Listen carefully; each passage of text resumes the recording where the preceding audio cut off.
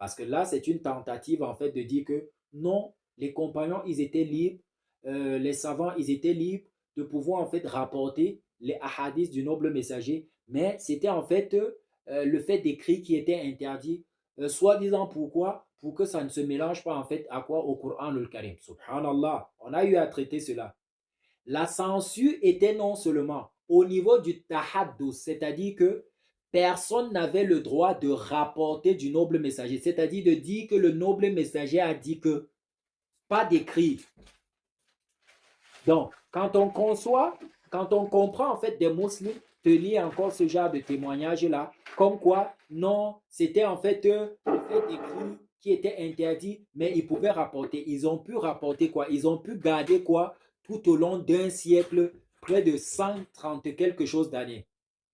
Alors qu'on a des riwayats clairement qui stipulent que même parmi les compagnons, il y avait ceux-là, j'ai envie de dire, qui ont dit clairement au homme messager que nous n'arriverons pas à mémoriser ce que nous entendons de toi. Pouvons-nous l'écrire? Le nom messager a demandé d'écrire. Mais des personnes sont venues après pour dire, le nom messager a dit de ne pas écrire.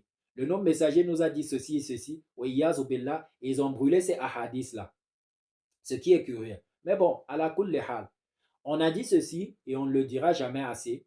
Quelles que soient les justifications, quelles que soient, j'ai envie de dire, ces justifications fallacieuses-là qui n'ont absolument aucun sens pour blanchir en fait ces usurpateurs-là, eh bien, ça ne changera pas quoi? Les dégâts que le manque, que le vide de la sunna du noble messager sallallahu alayhi wa sallam, c'est-à-dire ce manquement-là, c'est-à-dire ce vide-là qu'a créé cette censure-là au sein de la Oumma, eh bien, on ne pourra pas réfuter cela.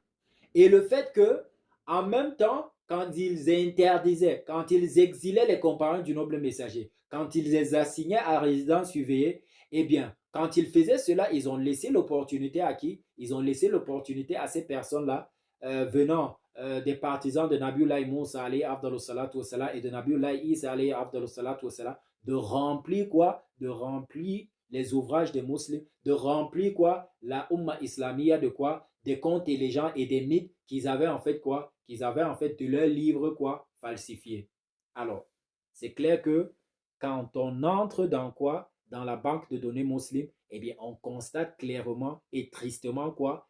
Le résultat de cette décision politique-là de ces califes. Une fois de plus, ça conforte notre position sur le fait que ces personnes-là n'étaient pas pour l'islam, n'étaient pas pour le noble messager, n'étaient pas pour Allah subhanahu wa ta'ala. Vous aurez beau le réfuter, mais la réalité, elle est assez claire.